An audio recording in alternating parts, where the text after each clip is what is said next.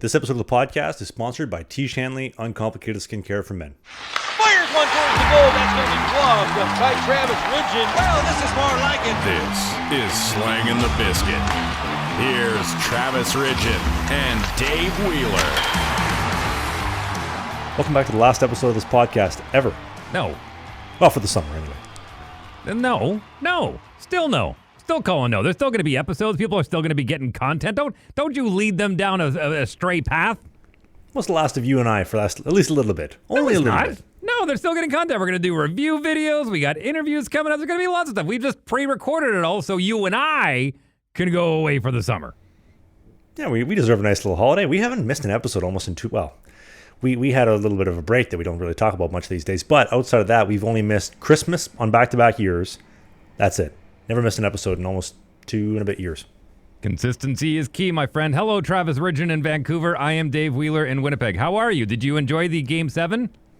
My prediction was spot on. I said, 3-1? 2-1 win? You don't even remember what your prediction... My prediction was spot on. What was it again? I'm pretty sure it was... What was the score of the game? Listen, if you're going to make a prediction, remember it, and then make sure you got it right. And it's like today, your wife texted me. And I texted back the wrong name. I said, hello, Candace, and I misspelled Candace, and I thought, oh, God, the CTE is really coming through here today. Oh, listen, Today's a rough one. She gets the ICE and the ACE mixed up all the time. Just remember, my wife is an ace of diamonds. She is an ace, Candace, Candace. She's the ace. She's one of a kind. Hello, Miss Candace. Hope you're having a great day. Candace. I remember one time I was in college, and I had this shirt. It was a gray shirt, had simple red block lettering across it, and it was from Transworld Skateboarding, and it just said Justice across it and had a Canadian flag over top of the eye. And I love the shirt. It was just it fit me really well. I just liked the shirt, and I was wearing it out one night, and we were at a club in Calgary, and this girl, pigtails, look great, crop top, bounces up, and and she stops. She looks at my shirt, and she goes, "Do you wear that shirt so the bartender knows you want just ice?" I just looked around at my friends, and I went, "Oh, I don't think she's leaving here alone tonight." This is going to be too easy. Shooting fish in a barrel of dynamite. So, yeah, she is an ACE. ACE, not ICE. Hi, Candace. Hello, my love. By the way, happy, we said this last week, but happy anniversary, 12th anniversary to my wife, and happy belated birthday to you, celebrating your 28th this past Monday. Had a boy. Thank you very much. It was a good birthday, actually. I'm going to put the video on the video version of the show. I sent this to Dave. My girl came over. She got me a couple nice presents. And the corgi, Wally, he was opening my presents. I've never seen a dog open presents before like this. It's one of the coolest things I've ever seen. He just hopped up in my lap, started opening up my presents. Imagine on Christmas Day, pump out 3, 4, or 5 little travelings, and then boom, he's got all these presents and wrapping paper to open. Did he enjoy what was inside? There's a sweater and a reusable coffee mug. I always love the bring your own cup to Slurpee Day at 7-Eleven, and people walk in with jerry cans and fish aquariums and just bathtubs and kitchen sinks and fill it up. You know what'd be sweet? Somebody backs up their 4x4 with a box, and they put a tarp in the back and a hose.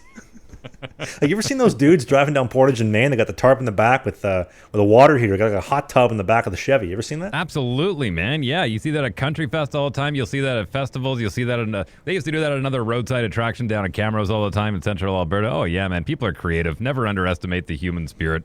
And we need a hot tub like that for our trip, I think. I've never been a big fan of the dirty water tubs. I don't know. Listen, I'm not going to invite you over to come over for a bath or a shower. Why would you invite me over to a tub just because it's a little bit larger? I'm good. Thank you. Well, we skate on the same ice surface. We'd be showering together. Why don't we tub together? because we're skating and showering for a reason. It's not like, hey, listen, go soak in the tub. Yeah, I'll pass. I'm good. That's one of my favorite parts about hockey. It's the post-game, post-shower, or post-practice shower, post-game shower talks. Those are awesome.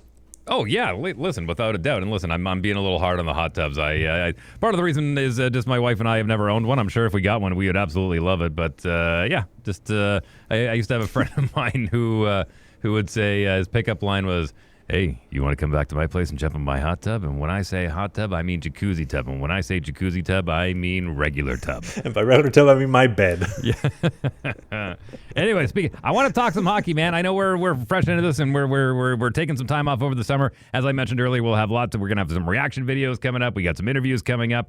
It's going to be a summer filled, but again, we're gonna take some time off from hockey and get excited about it, which is what I've always been talking about. I want to get excited for hockey again, and I'll be honest with you, this series, this finals, kept my interest without having a team that I really pull for. It kept my interest a lot longer than a lot of other series have that haven't necessarily really done it for me. I mean, COVID was really hard to follow when the Lightning and the Habs were in, but I mean, I remember it vividly because it was COVID and there was nobody in the stands. It was very odd. I remember specifically the Capitals win because I was sitting at a bar at Staniel Key in the Bahamas and literally had the ocean to my side and watching Ovi with a cup over his head in Vegas. I mean, I have some vivid memories, but there have been a few series that I can't even remember which ones. I think the Kings maybe one year. The Blackhawks, I remember them winning their handful of Stanley Cups, but this one really kept my interest again because the Canadian team was in there. The storyline of, going up 3-0 and then tying it back 3-3. I know a lot of people have big issues. We'll start with this one. I think this is kind of the big ticket item outside of the Panthers winning the cup, and good for them. And I want to talk a little bit about Paul Maurice because I think that some of the things that he said on the ice and a lot of the interviews that he did really solidified why he's such a great coach. And I know you asked me the question a couple weeks ago, is he really that good of a coach? And I really, truly believe he's one of the best. But I think the big storyline is the Conn Smythe going to Connor McDavid and the fact that he didn't go back out on the ice to pick it up. A lot of people have been chatting about that on and off social media. I've heard a lot of people talking about it in the hallways as well. And I will say that I think if the Panthers could have closed it out in 4, 5, or 6, I think Bobrovsky gets the Conn Smythe. But the fact that he had 3 shaky games. Let's be honest. He had 3 shaky games when it came down to it. I think that's what lost him the Conn Smythe. But you got to be honest, though. Bobrovsky carried them all the way last year. I get it. Last year is last year. But they don't make it to the Cup final against Vegas without him. And then this year, knocking out Vasiliev, absolutely cleaning house of Tampa Bay. 5 games straight? I think it was 5 games in round 1. Top 3 goalie, Jeremy Swayman and the Bruins. Arguably one of the best in Igor Shesterkin. The guy beat all the best, carried them the whole way. A little shaky game 4. Yeah, gave up a 5 spot. Stollers came in. But closed the door in game 7. Money goaltending. Not Grant Fuhr goaltending because he was great, but he gave up less than the Oilers did. And I will say this too, Stuart Skinner showed up in game 7. He looked pretty good. Yeah, that game-winning goal, though, that's a goal he would love to have back. He will have nightmares about that goal into his retirement. I mean, that one, that's the one. I mean, listen, I know you only let in 2, but you can't let that one in. There's a lot of goals you can let in. You can't let that one in. With no traffic, straight shot, through the body, above the pad, under the glove. It's so interesting. We've talked about this many times before, but 80-ish% of all goals in the NHL are the goalie getting out of the way of the puck. You start from a position where you're sealing that hole.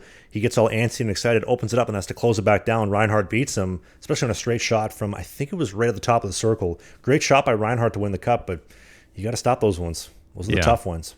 So as far as McDavid getting the Conn Smythe, I agree with it. I really do. And I think the difference is, and I think the reason why they didn't give it to Bob was, I know this is going to come across as cliche, but I really, truly feel, and again, this goes to Paul Maurice's credit, I truly believe that Florida Panthers win compared to their loss last year, it was a full team buy-in. That Conn Smythe, if it was going to go to anybody on the Florida Panthers, it goes to everybody on the Florida Panthers. That was a team win. Bobrovsky had a big part in it, sure. So did Kachuk. So did Bennett.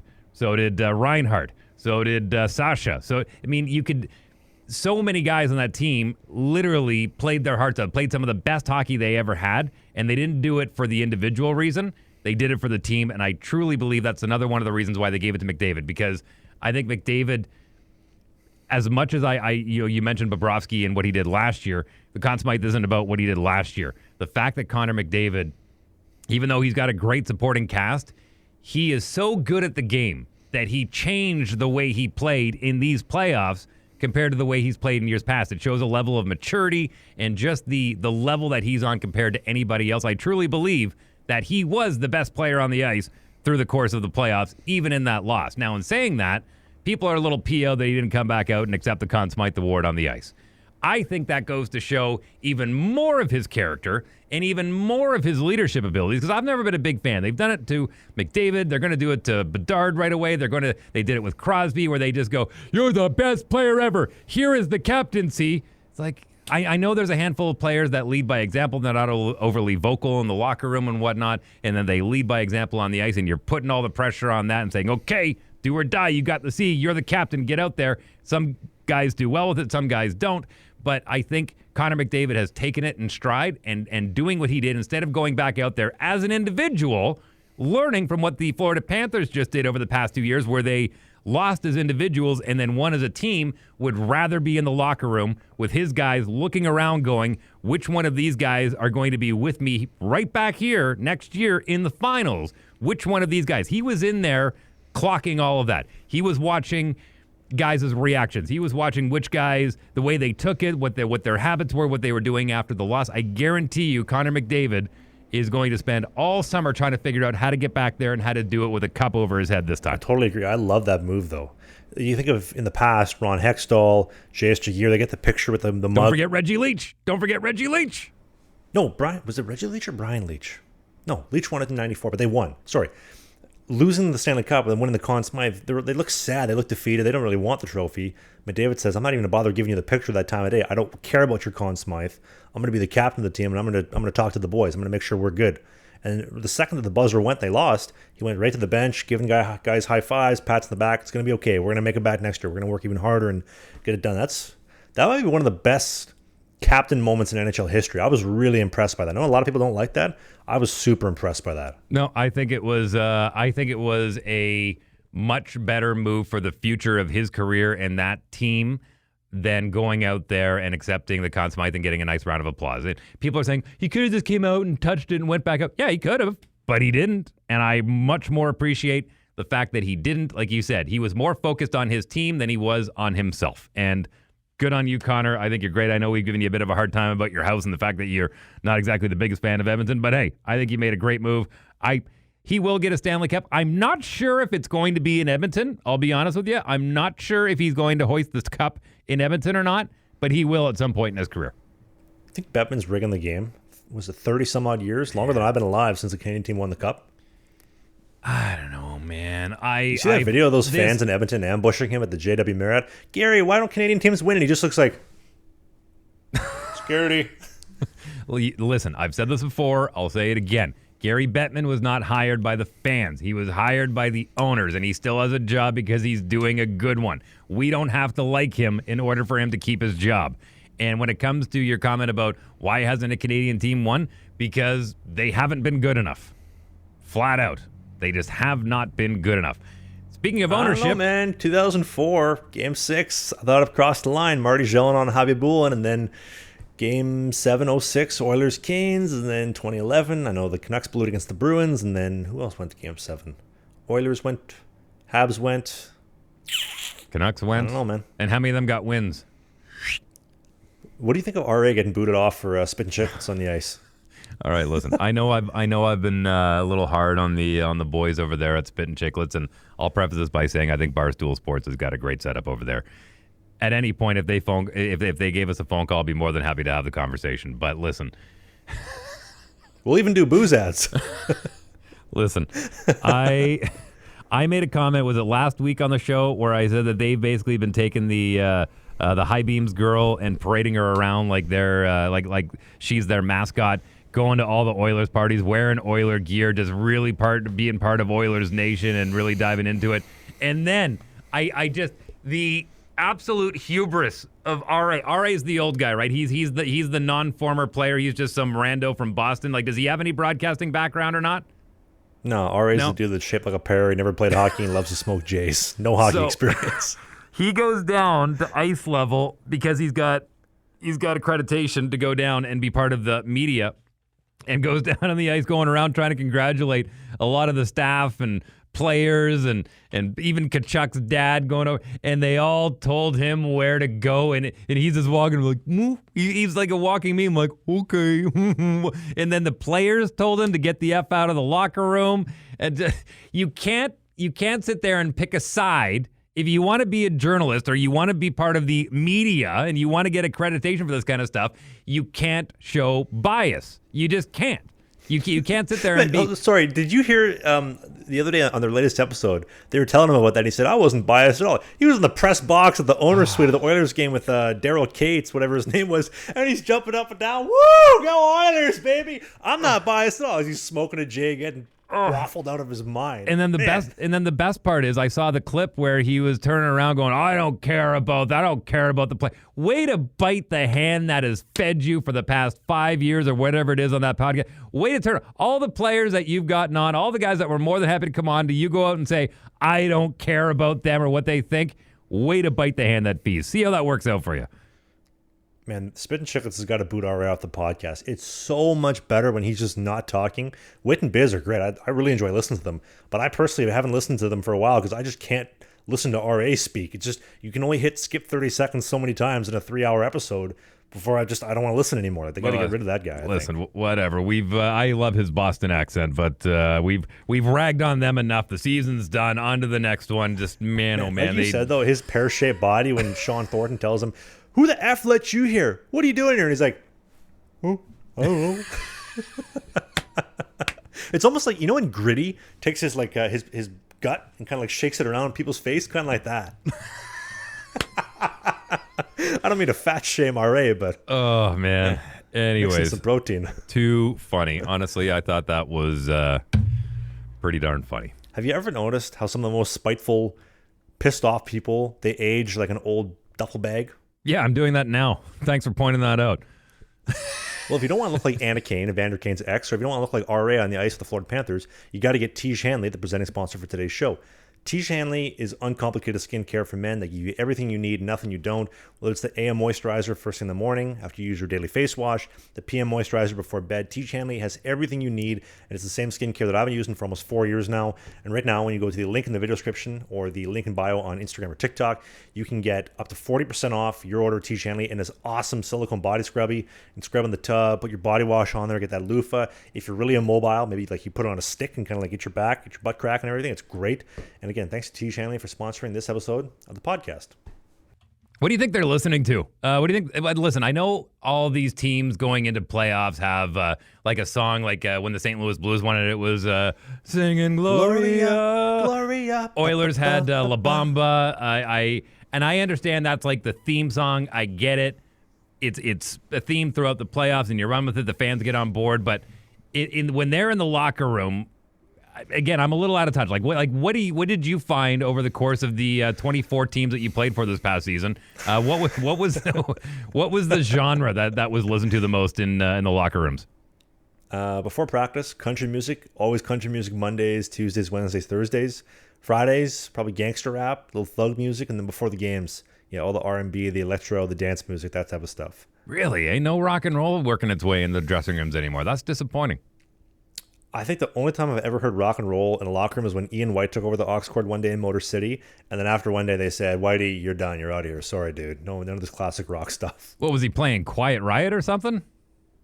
I don't know, man. It had to be like 70s, 80s stuff, like the good stuff, like Ted Nugent, Little Stranglehold. Actually, remember when the Penguins, when they won their back-to-back cups, remember they always used to play Seek and Destroy by Metallica and Stranglehold by Ted Nugent? If there's anything that gets you ready to run through a building, it's Stranglehold by Ted Nugent and Seek and Destroy by Metallica. Those songs go hard. Or in Motor City, before we start the games, when they turn off all the lights, they play Ba Da Ba by Kid Rock. That song gets you going too. Mm-hmm. Listen, there are some songs that really do sound better over a big, large PA system in an arena, just the way it echoes and bounces off the concrete.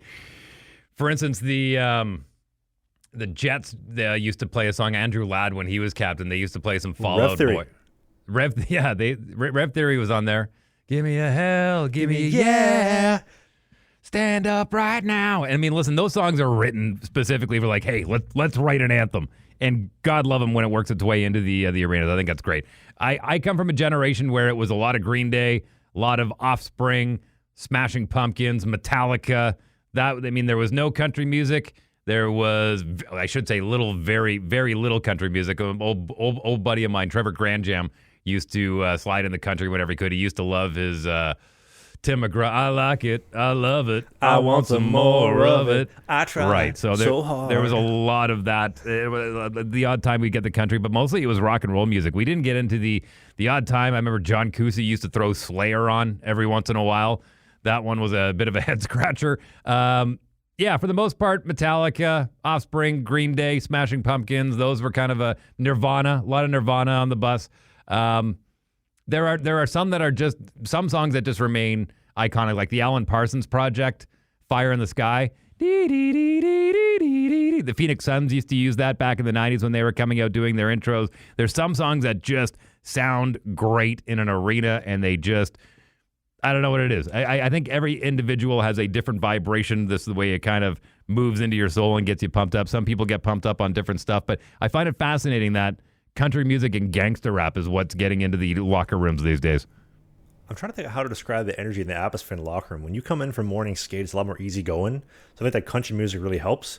So if we're having morning skate at 11, guys showing up at 8:30, 8:45, 9 a.m., country music just kind of gets you into the flow of things. You have a nice shower, get a lacrosse ball out, the foam roller, and then maybe on an actual morning skate of a game day, all right, we need a little bit of pace. Quick 45 minutes, good tempo, good pace, snap it around, a couple shots, couple quick battle drills, go home or get our pre-game meal, and then go for a nap. So I guess it depends on the energy of the day, right?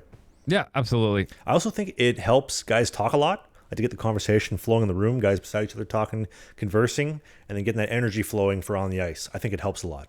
Oh, sure. Absolutely it does. And especially when there's a song that kind of hits with everybody, then everyone can kind of sing along to. And I think that's where those anthemic classics come in, like La Bamba and Gloria and, whatever ones you like. But, yeah, I like the theme. I do enjoy the fact now that hockey's kind of taken a page out of baseball, because guys can pick their music that they want when they're going up to bat. And I love that players now have their individual goal songs. I think that's really cool. That adds a little bit of personality to it.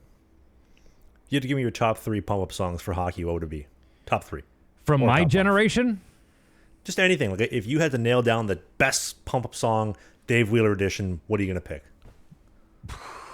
I'm going to go with my generation. I'll tell you the ones that because picking now, I mean, that my brain just tried to flip through every page of the Rolodex of every piece of music that I've ever listened to, and I don't think I could give you a top 3, but I'll give you 3 that I really enjoyed from my playing days. AC/DC Thunderstruck. This is in no particular order. I'll give you my Mount Rushmore. AC/DC Thunderstruck, Enter Sandman from Metallica. Oh, yeah. And, it's like picking a favorite child. We'll say... You got one. You just like them differently. Nirvana Smells Like Teen Spirit. Easy. I like that. Turn it up. And they're all from like the same 5 years, too, which is weird. Yeah, Sandman, Seek and Destroy. I'm going to go with Stranglehold. Stranglehold by Ted Nugent, man. You turn that up to level 10, that'll get anybody moving. Rob Zombie, Dragula. Honorable mention for that one. That used to sound great. That was a goal song for the Predators, I think, for a bit. Calgary Hitmen used to use that as their entrance music back in 2000, and it sounded great coming out of the speakers at Saddle Dome. What do you think Patrick Waz listen to these days? Probably Rock Voisine. What does that mean? Rock Voisine? Tu ne connais Rock Voisine?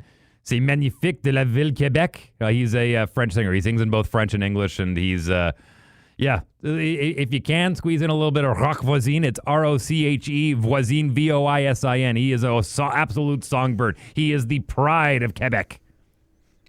Side note, you ever heard of Joonas and the Big Massive Attraction? No. Well, yes, I have heard of them, but I'm not familiar enough with their music to say what genre they are.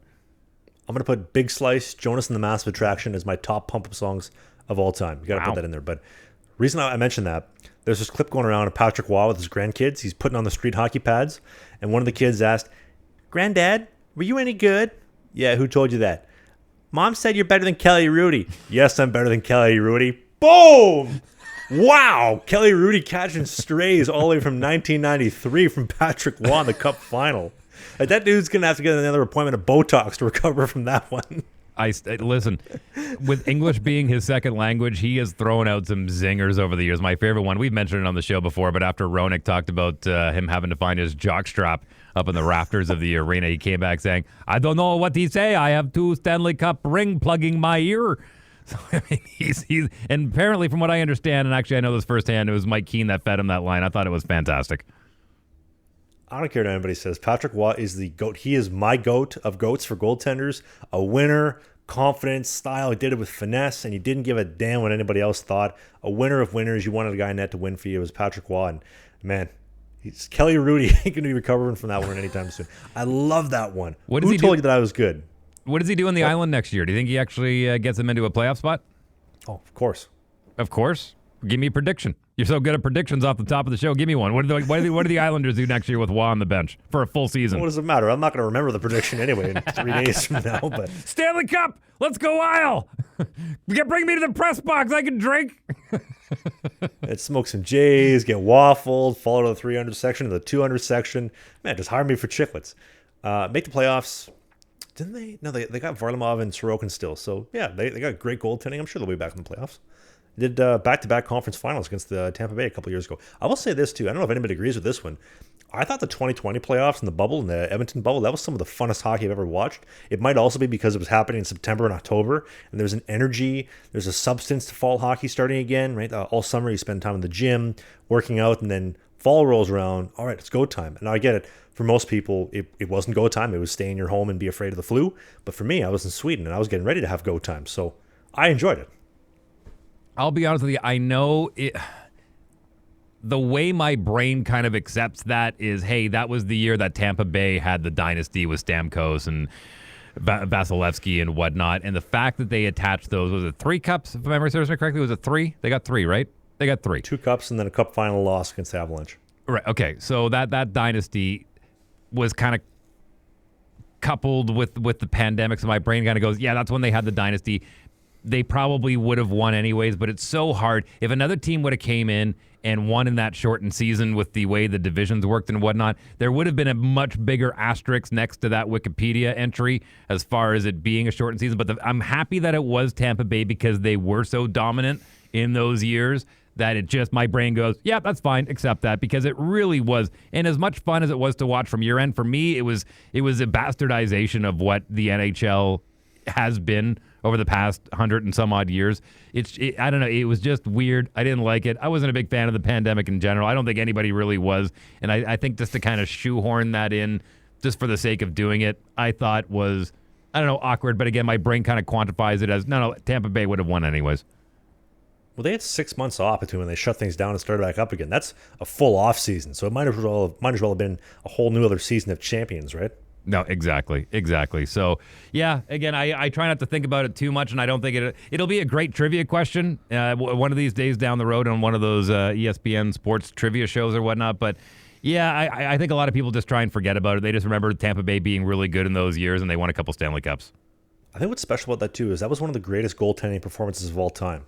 When I think great goaltending performances, I think 93, Patrick Waugh. I think 2003, J.S. Jaguar. 06, Dwayne Rolson. I know that was cut short by an injury. I also think of 2020, 2021, Andrei Vasilevsky, both runs. And then the last 2 years with Bobrovsky. That's some of the greatest goaltending of all time. Don't forget Jonathan Quick, too, in 2012, and that run with the Kings all the way to beat the Devils. Some seriously great goaltending runs in all those cup finals. Well, it's interesting you mentioned that. And going back to a comment that we made a couple of weeks ago on the show where I kind of went off and said, we have a lot of great goaltenders right now, like really good goaltenders, but there's really none that are just that much better than their entire class. And I think evidence of that, to kind of support that claim even more, is the fact that we've seen a few trades in the offseason, like very quickly, and you're basically trading 1A for 1B or 1A for 1A, just trying to see if the chemistry of that goaltender will work better than the one that we already have. Like Linus Ullmark, great goaltender, but he may be a better fit somewhere else. It's possible. It doesn't mean he's any better or worse. It's again, than what they have. It's just the chemistry might be a little bit better with the players that he's going in to play with. I think that Linus Ullmark trade has to be the first time in NHL history a guy's won a Vezina one season, been a Hart Trophy nominee, and less than a year later, the team dished him, said, see you later. They traded him for Korpisalo in the first-round pick. I also think this is probably the beginning of the end of his career. They're sending him to Ottawa, where they've run how many goalies out of town? They ran Hogberg out of town back to the SHL, Matt Murray out of town to Toronto, Cam Talbot out of town. Now they're running Korpisalo out of town.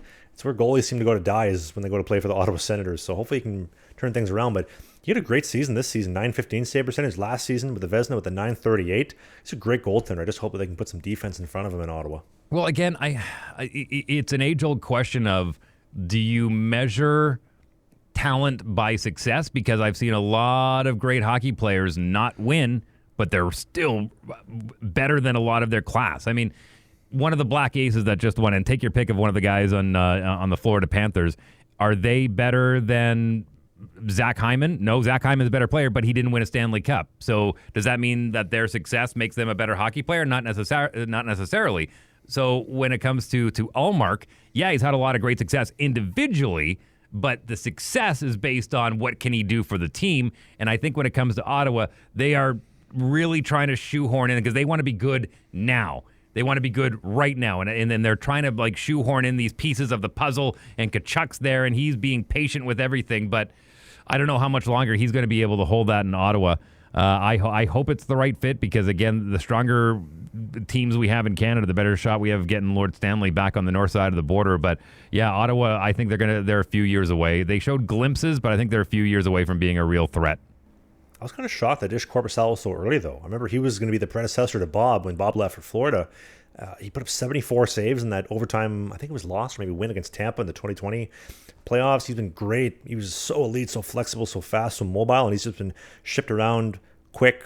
Jonathan Quick to Columbus in exchange for Korpisalo, then over to LA, and now to Ottawa, and now over to Boston. It's a shame. I think he's a great goaltender, really good goalie. I'll break it down to you from a statistical standpoint. I know we've been talking a lot about that lately too.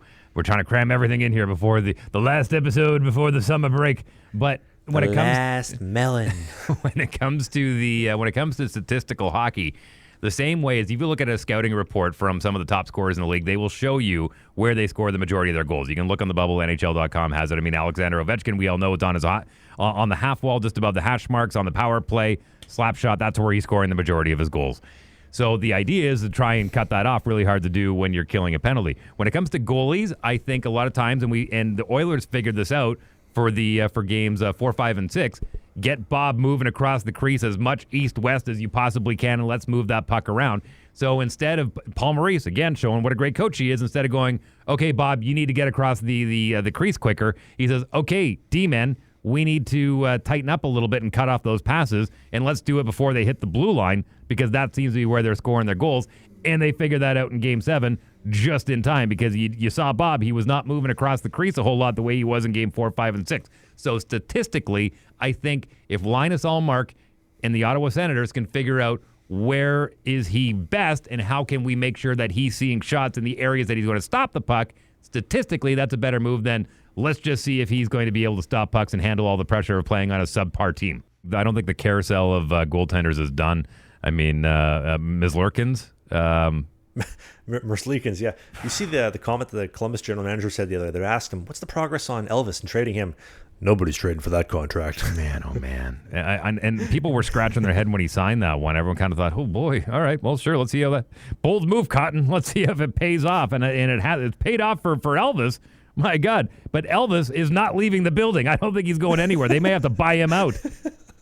He's not leaving ever with that amount of money. Man, what a shame, though, that they signed Elvis to that deal and then traded away Korpisalo. I would have, personally, if I was general manager, I would have done the opposite. I love Korpisalo. He's so fun to watch. He's so talented. He's like a taller Finnish Bob, I always thought. What do you do with Brossoit? Ooh, put him on the cover of GQ. That man is good looking. Handsome devil he is. Do you remember I got flamed for that one last week. Somebody said, bro, we totally went off script. Talking about how good-looking Markstrom was and his experience at the Vancouver nightclubs. Do you remember in the playoffs last year, 2023, Jets and Knights, when the Jets fans were chanting, "You're our backup," when Brossoit was starting against the Jets, and then came back and backed them up again, knocked them out in 5 games, and then I'm back. I'm the backup. Also, back-to-back seasons. 20 games this season, 15 last season, and a .927 save percentage as the backup to Hellebuck. And I guess technically the backup to Aiden Hill. He missed 3/4 of the season in 23 from the same hip surgery that I had, then came back and started the playoffs, got 5 of their 16 wins. If he doesn't get injured, he leads them all the way to the cup. Brossoit was the man. Brossoit is the man, the pride of Port Alberni on Vancouver Island. How many cups does he have? How many does Stuart Skinner have? How many does Connor Hellebuck have? How many does Marshall have? How many does Wolf have? I know you mentioned it earlier. Do you measure success, though, by winning? Like, would you measure a guy on being a Hall of Famer based on how many cups he has? You have a Carey Price or a Henrik Lundqvist, Curtis Joseph. They never won cups, but Are they Hall of Famers? Do they get into the Hall of Fame? Versus, it's funny you say that because I was having a text conversation with a bunch of my old homies back in Alberta about this exact conversation when it comes to the Hall of Fame entry. Like Shea Weber, and we'll use him because he was the point of contention. Going, is he a Hall of Famer? Is it, like he's a hell of a hockey player. Like God, I mean, I've said it before. This is a guy that would show up at the front of a ship on a land, going, "All right. Here we go. Take all this down," and he'd be the one leading the charge. I mean, anybody would follow Shea Weber into battle. But is he a Hall of Famer? And the question kind of turned into, if that class, you put the players in, hey, these are the guys that are available for to get into the Hall this year, and you look at them and you go, now we're good.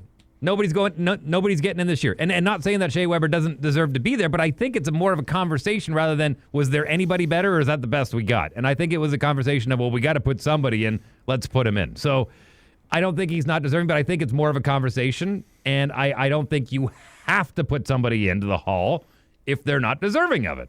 You ever been to the Hall of Fame? I have. And what'd you think?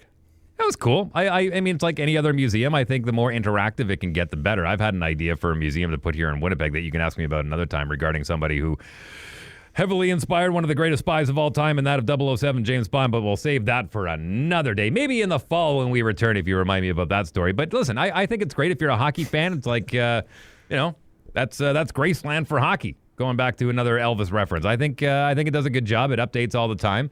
Yeah, it's cool. It's not something that I would go to every weekend, but I mean, yeah, going every few years, every time I'm in Toronto, I'll go walk through to see what they've updated here and there. I like going and seeing a few names in there from my childhood and whatnot. So yeah, I think they do a good job of touring it around. I remember once upon a time, they would haul 3 big diversified buses around, and you'd walk through the bus, and they had a lot of stuff from the hall. So yeah, I think I think if you had to put it up against, Cooperstown, the Major League Baseball Hall of Fame, I think Cooperstown just has more, I don't know what it is. There's just there's a je ne sais quoi about it that it rolls off the tongue better rather than going, hey, are you in the Hockey Hall of Fame? And then just Cooperstown. It has its own name. You know what I mean? Yeah, we know when you say Cooperstown, the Baseball Hall of Fame. Right. I thought the Hockey Hall of Fame was kind of a waste, though. $50, Why? A little overpriced, not enough value. It wasn't interactive, though, like you said. There wasn't actually anything like getting me off my ass to get excited. Like they had the 3D, the virtual hockey thing where you put on the goggles and you pretend to stop pucks from Ovechkin or whatever. They had a bunch of memorabilia, but I just didn't find. Keep in mind, I went over 10 years ago. I didn't think there was anything worthwhile where I said, "Wow, I want to come back." I'd pay to see that again.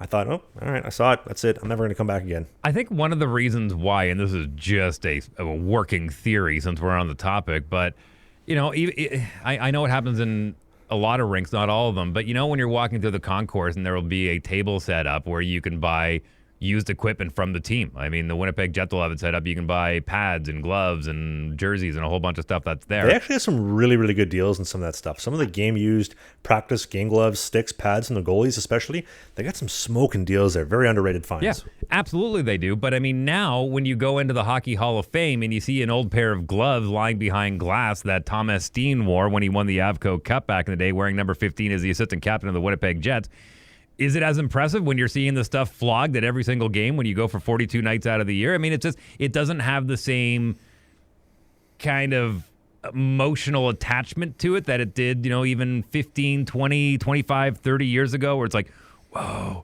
those are the gloves that Gretzky wore and the stick when he beat Gordie Howe's record. That is so cool. It's right there. Now that stuff just seems to be, like I said, it's just it's like a Kijiji. And sell it and turn it, sell it and turn it, sell and turn it. And the amount of third jerseys, and they'll switch jerseys. This is the one he wore for the first period and the second period, and this one signed, and this one he sweat on this one. There's a little bit of Gatorade on this one. Like, you can get a piece of memorabilia anytime you want if you have the right amount of money and you're on the right website at the time. So I think the Hall has kind of lost a little bit of its, outside of the stuff from way back in the day, any of the more modern stuff is just kind of meh. I think it's part of the problem. It'd be funny if they had like a real life mannequin of Rear Admiral RA from Spittin Chiclets smoking a joint, getting kicked off the ice in the Florida Panthers celebration. Ooh. That would be some actual interactive shit. We said we were going to stop bagging on those guys. Let's move on. We spent enough time. I don't want his name on my lips anymore. You don't want him on your lips in general.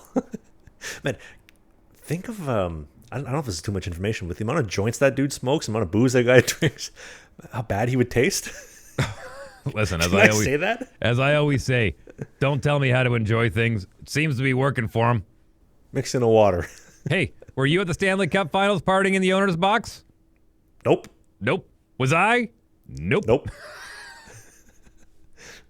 You're Case sitting here in closed. my apartment in your recording studio, the radio station, shooting a podcast. Case closed. One side note, though, about Edmonton real quick before we cap off, though.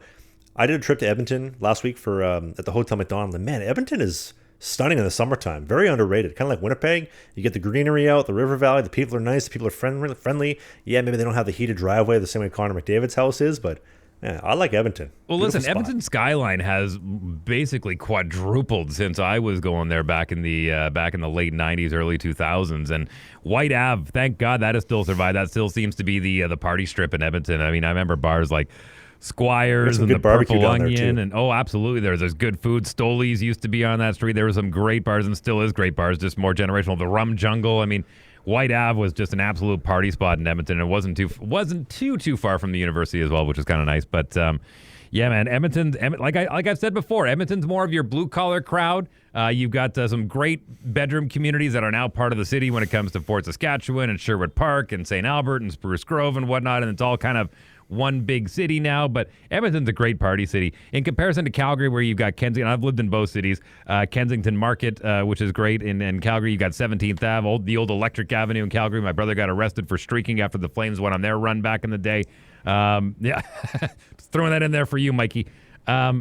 Which run, 04 or 89? 04, because he would have been in college in 04, going to the Southern Alberta Institute of Technology for Chemical Engineering. And yeah, we're going streaking. Who's we? They're back there. He sure did. He absolutely did. But yeah, no, listen, both cities are incredible. The Stampede in Calgary. Good luck, Calgary, with your water advisory and throwing the Stampede this year. I hope everyone is okay.